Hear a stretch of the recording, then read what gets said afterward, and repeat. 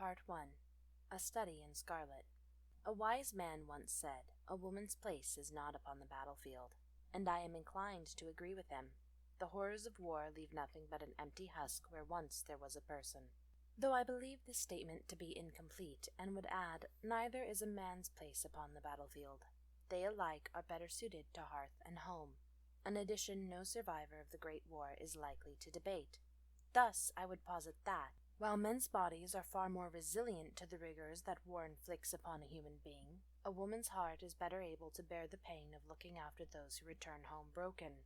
We women can bear up and withstand it. We can look our loved ones in the eyes as they die, then hold in the searing pain that rips through our souls so that we may tend to the wounds of a stranger. Men could not do the same for us. It would drive them mad. They can see their comrades wounded and bear up well enough, but to see a woman injured is worse to them than to be tortured in the most heinous of ways. I am both unfortunate and fortunate enough to have endured the experiences which enable me to testify to this fact. Though for your sakes, dear readers, that experience is not to be the focus of my memoir. Rather, it shall be a place for me to complain about my dearest and most annoying friend, that great detective and hero, Sherlock Holmes. My name is Dr. Johanna Harriet Watson, and I came to London the same way many Americans did, by nosing my way into a war which had nothing to do with me. As many young people tend to, I believed that every hand which could be of service on the battlefield should be there, and it was with this belief firmly in mind that I set upon my uncle to ship me there. My uncle was a general in charge of a large and not politically insignificant port situated upon the west coast. I knew with his connections I could be sent to aid the nurses. I still remember that night quite clearly. The fire burned brightly, warming the room which protected its inhabitants from the cold coastal winds. My uncle sat in his chair staring back at me, apprehension stretched across his face at the proposition laid before him. He gazed into my eyes, and finding them set, he let out a sigh. "I don't suppose your parents are adverse to this?" Expecting this response, I shook my head. "They're not thrilled about it, but grandmother was a war nurse, as you well know, and she believes it is the Christian duty of any capable woman to assist the men fighting for justice." The bearded man before me snorted, knowing the great influence my maternal grandmother held over my parents. "You're not exactly a nurse, Johanna." I knew he could get me a position in the town nearby, and had this war not occurred, I certainly would have accepted the position. "No, but I can't imagine that it would be all that difficult to attach me to the Queen Alexandra Corps." His eyes flashed, and he stood in a fury. "You want to go to Ypres? They've been deadlocked there for 3 years. "Precisely, uncle. They need fresh blood. They need surgeons. It will be all right. I would be with the nurses, who, as you well know, are stationed quite far back." He gazed at me dubiously. "Johanna, you can't genuinely be asking me to send you to your death." His voice was quiet, even scared. I pursed my lips, knowing that he viewed me as his own. Thus my death would likely mean more to him than to my actual parents with their many children. "Uncle Hefner, do you not trust in God?" He glared at me. "No, Johanna, I distrust the men who refuse to follow him, through whom harm may come to you. However, if this is what you sincerely want, I won't fight you." He sank into his chair, weariness overcoming him. "Thank you, uncle." It was with this final conversation I made my way to Ypres. My uncle would soon come to regret consenting to my request, while I would say the gains were well worth the hardships endured. I was first sent to London to meet with my uncle's contacts there, and to better prepare me for what I was about to endure. The main contact in question was an English gentleman whose governmental position was irrelevant, as my uncle put it. Under his care I spent a fortnight in Britain. He explained to me that, while skirts were fine for the nurses, who spent most of their time behind the trench lines, the surgeons and medics would spend a good deal more time actively in the trenches themselves. Therefore, I would need to swap my wonderfully warm skirts for trousers. There was a part of me that felt quite concerned about this change, but being a woman of practical inclination, I swiftly put any thought of scandal out of my mind. No good Christian was going to condemn a woman's use of trousers on the battlefield. That being said, there would be many long cold nights when I would lament the loss of my petticoats, and the warmth that they provided. Thus my host set me up with a full army surgeon's kit, some of which I already had, and the uniform which I would come to lament. However, I soon learned that my host certainly was not wrong. Moving amongst the trenches was much easier to do in trousers. On the muddy days, in particular. of which most were. However, warmth is a thing that is easy to miss, and the familiar feminine flow of a skirt does much to remind you of home. Right before I was to set out for Ypres, my host arranged an interview on my behalf with a surgeon who had spent his fair share of time in the trenches. Admittedly, not under the most triumphant of circumstances. He was a young man by the name of Dr. Jonathan Wells, about 5'5" and dark. He had the deepest brown eyes I had ever seen, and was a man who made you feel safe and secure within minutes of meeting him. This was all very impressive, considering he was missing a leg. Dr. Wells gazed into my eyes and implored me not to go to the front. "Dr. Watson, if you have any wisdom, you will stay in London and assist the injured at the hospital, or return to America. This can happen to you, and it is a cruel enough fate to a man. Worse still for a woman." I gave him a smile. "Dr. Wells, when you first joined the war, were there any words that could have convinced you not to go?" He stared at me silent. "I'm afraid I am just as stubborn as any man. If it is my fate to be injured, then so be it. I must help." He shook his head. "But Dr. Watson, those who make it through the war physically whole are equally as injured as I. Are you truly willing to risk your mind?" "Dr. Wells, this is the war to end all wars. If we can do just that, then my sanity is hardly worth jeopardizing the security of future generations." In later years I would come to realize just what a naive belief that truly was, but Wells and I were both young, and he accepted that reasoning. "Keep that determination, Doctor. It will serve you well through this war." Thus to the Ypres front I was sent. I could tell you that war is hell, but that would be an understatement. Those who are sent to hell are sinners, those who have looked God in the eye and denied him, sentencing themselves to eternal suffering. War results in the suffering of innocents who have nothing to do with the politics involved, the suffering of those who seek to defend themselves and their basic rights. In short, the suffering of everyone, sinful or not. War is worse than hell. But I had yet to learn that lesson when I arrived in Ypres in the last week of July. Those who have bothered to educate themselves upon that battle know well its significance. I endured months of torturous labor, though not so many as others. I was stationed with the nurses, but worked with the surgeons. Some of the latter were surprised by the presence of a lady doctor, but the older, more seasoned among them greeted me with a wry smile. "We need all the help we can get. Besides, after working with her," he nodded toward the nurse who was handling my introduction, "I firmly believe that one woman in the hospital is worth 10 men. Little did we know how that statement would be put to the test. Time passed, and what was initially believed would be a short battle dragged on for months. Gas attacks and shrapnel rained down more often than even the rain itself, which, in an effort not to be outdone, turned the trenches into muddy rivers. I quickly put to work and was head-down focused on doing my job and nothing else. It creates a strange sort of contentment to know exactly what one must do each day. I would not have dared to call myself happy, certainly not in that man-made hellscape. Still, there I was needed, and that was enough. Nothing would distract me, not even cares about my own health. On more than one occasion in the trenches, my gas mask did not go on as quickly as it should have, and skipping meals began to take its toll. This, combined with the fact that my body had never preferred bread as a source of nutrition, led to me feeling mildly ill most days. In war, however, one eats what is available, and the bulk of available victuals was bread. Some of the nurses thought me near insanity when I would trade my bread for the oatmeal and other rations. On precious few occasions, a hot meal would be sent around. Nonetheless, I had often to eat bread, and this eventually proved insufficient. The subsequent weight loss did not concern me as much as it should have. After all, a plump and healthy young woman could afford the loss of a few pounds, couldn't she? Stress, as it does for all of us, began to take its toll, and I began to slow down. But still, I continued my work. Most of us were slow, and it went unnoticed. On one occasion, while going about my work, my hair began falling into my face, the pins used to hold it in place failing in their duty. In my frustration, I tied it back using a method taught to me by a friend, pulling it back into a tight knot and securing it with the handle of a defunct scalpel.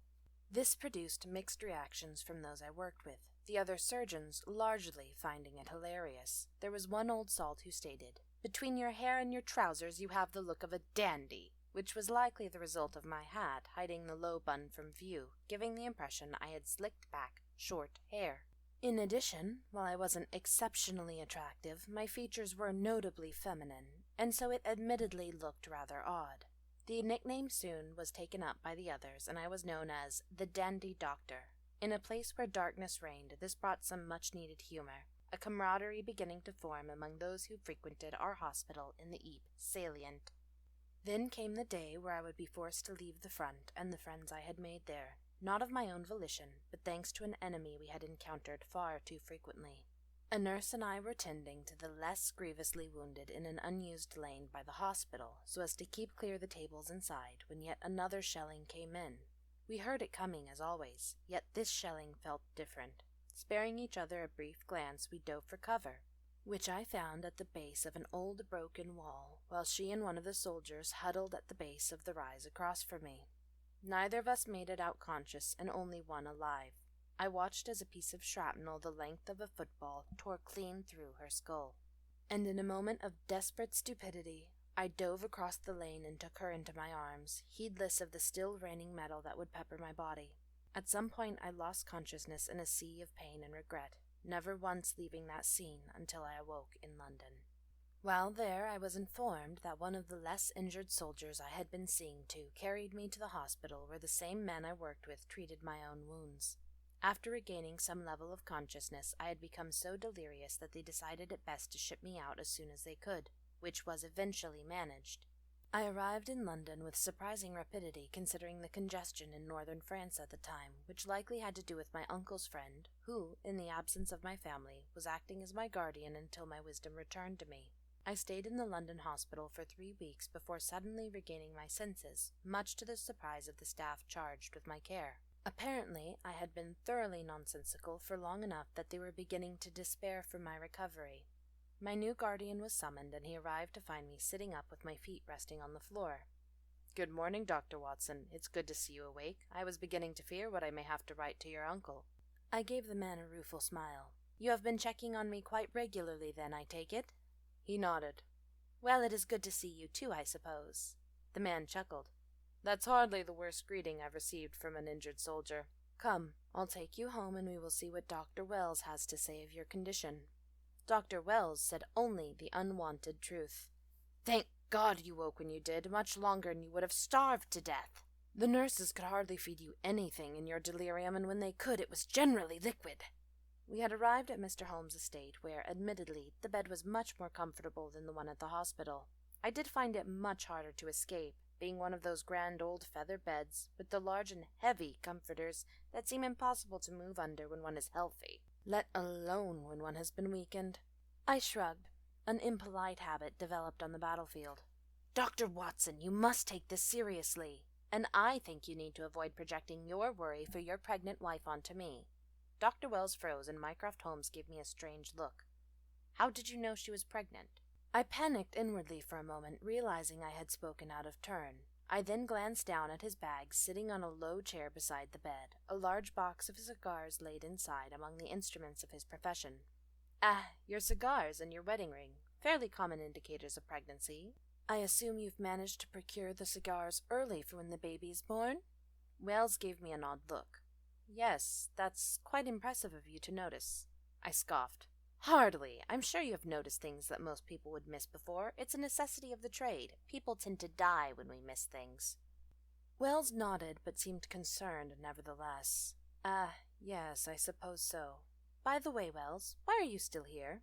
This question seemed to surprise them both, and Wells looked to Holmes in confusion. "He's my brother-in-law. This house is rather far from the bombing attacks, and, as Mary refuses to leave London, I decided to make myself useful by treating the various agents Mycroft hosts." I nodded. "That makes sense." Mycroft gazed at me intently for a moment. "You knew that his wife was pregnant, but failed to observe that we were related, Dr. Watson?" I raised my brow.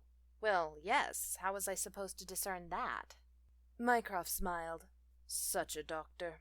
Wells voiced a protest, while I was vaguely aware I was being spoken down to, but was unable to tell exactly how, and thus remained silent and confused. The next 3 weeks were spent in bed, which brought me incredible boredom. How is one supposed to cope with the pain of healing wounds when one is bored? Fortunately, it wasn't all bad. I was monitored by none other than Mrs. Wells herself, who was a bright and bubbly young woman of 22. She was kind, but in a rather smothering way, though I got the feeling on more than one occasion that she was using me as practice for her baby. The first few days, however, were a little rough. She came in all bright and cheerful. "Good morning, Dr. Watson. How are you doing? Do you feel any pain?" I, having suffered unpleasant dreams most of the night when I could sleep, was rather affronted by this bright ray of sunshine in the form of a woman. However, not wanting to be unkind, I decided to make a joke of my answer. "Only when I lie down, sit, or stand." A look of worry came over her face. "Oh, you're not supposed to be standing, Dr. Watson." At this moment I began to realize just how innocent this girl was, and over the course of those 3 weeks, the depth of this innocence would become abundantly clear. "Dr. Watson, your poor hair, the locks are so pretty, but they've suffered so." She pulled a blue ribbon from her pocket and proceeded to tie it around my head. "There, that looks better. It will distract from the undernourishment of your hair." I generally felt that she cared far too much for my hair, though much of that was simply annoyance at having to let someone else care for it. I've never liked others to touch my scalp, it having always made me tense, but looking upon this young woman whose eyes were filled with joyous satisfaction, I couldn't bring myself to lecture her. I would resign myself to being an obedient patient until such time as I could escape her smothering attention. Mycroft Holmes had made clear to me that there would be no sending me back to the front. My recovery would be far too arduous for that. However, if I followed Wells' orders, when I was well enough to sit up and work, I would be allowed to help the American Red Cross office in London. He followed through on this promise, and after 3 weeks of regular checkups from Wells, along with the constant smothering of his wife, I was allowed to walk to a study down the hall and use the writing desk there to make copies of documents delivered by the American Red Cross. The first batch was delivered by an older woman who was managing the office. "It's good to meet you, Doctor," she gave me a tired smile. "We at the Cross appreciate you agreeing to do this for us. We're so busy it's hard to find time to copy things down." I thanked her for the opportunity, and for the next few weeks copied down all documents and memos I received. Much to my chagrin, I remained under Mary's smothering care. Every morning she would help me dress, despite her distaste for the fact that I remained in trousers. I was barely steady enough to walk, let alone relearn how to wear skirts, so she tolerated it. Still, she insisted upon tying a bow in my hair every day, saying it was important to retain some aspect of my femininity. Despite needing the trousers, I was quite grateful for the new corset she had somehow found for me. My old one had grown quite worn out while at Ypres, and the hospital went so far as to throw the thing out due to its appearance. Mary claimed to have purchased this new one some time back and simply never used it. The relief it gave my still healing core muscles was immense enough that I didn't question our difference in height. Some doctors incorrectly demonize the things, likely because they are men and have thus never worn such a garment, imagining them to be horribly constrictive. However, you will never hear me speak ill of such a wonderfully supportive garment. This new normal went on for another 2 weeks, until one day when I was out in the garden with Mary. Against all odds, it was a quiet and sunny day, making the grounds the perfect place to take some exercise. Mary had begun to inspect a flowering bush of some kind, allowing me to wander slowly about on my own, when she made a sudden shrill exclamation. "Oh!" A fright ran through me, and I rushed back to her as quickly as my frail body would allow. "Are you all right?" She laughed. "Yes, Doctor, I apologize for startling you. I just realized that you've never met my brother." Annoyed at the fear now gripping a body too weak to burn it off, I decided to play dumb. It was either that or snap at her. I do believe my acquaintance with Mycroft Holmes is quite sufficient. Mary either couldn't tell I was faking ignorance, or she didn't care. Given what I knew of her, I assumed the former. "No, silly," she broke into a cheery smile. "My brother's Sherlock. He's a fine man, and I think you would get along."